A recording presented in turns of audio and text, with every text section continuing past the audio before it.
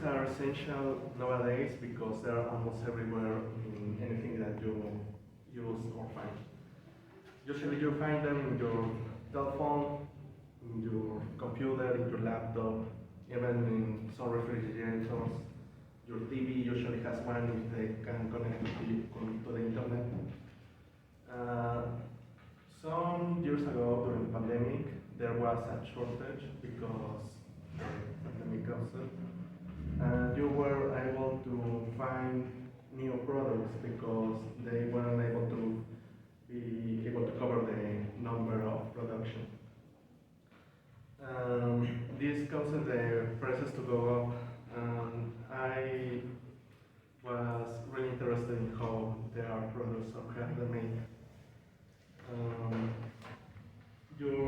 Usually people don't are interested in how some of the products they use are made, but I want to tell you that it's one of the reasons I want to tell you how microchips are made.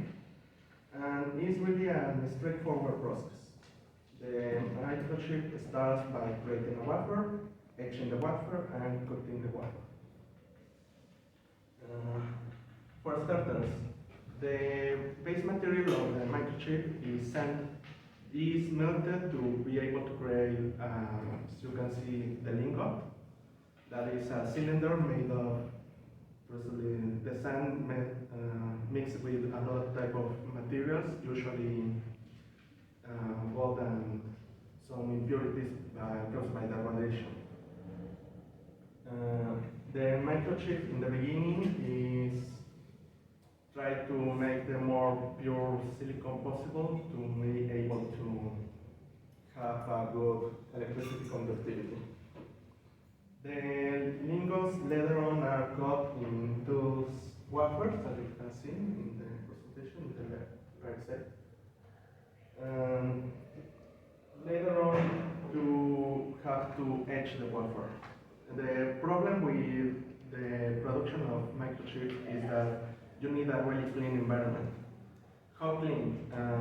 Operation room in a hospital is 100 times more dirty than a lab for creating microchips.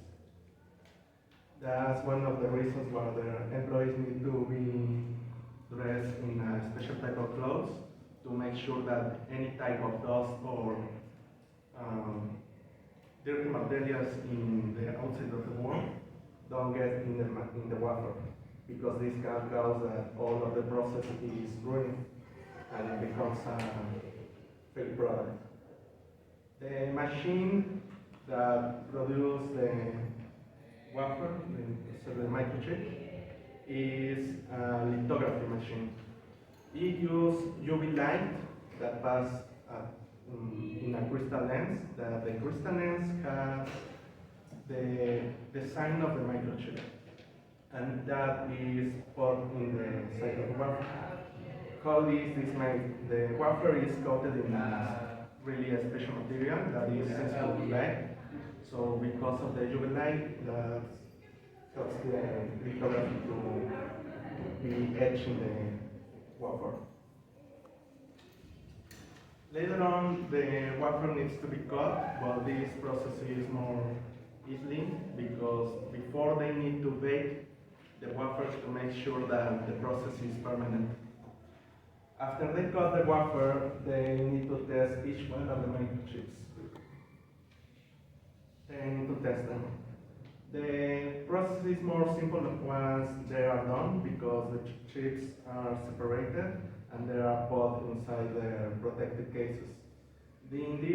Once they are in these protected cases, they are put in a machine that tests them, each one, to make sure that the conductivity is right and the, it's not a failed connection. The protected case is usually the one that you see as a finished product. The microchip is inside it. It's usually the size of your fingernail, and the thickness of the microchip is not less than a millimeter thick. science progress really in a simple manner. It usually goes to a smaller size. So I can only imagine how things are going to go in the future. Probably chips are going to be able to be in your skin like some people in other places want to do, like Elon Musk. But I want to say that any sufficiently advanced technology is indistinguishable from magic.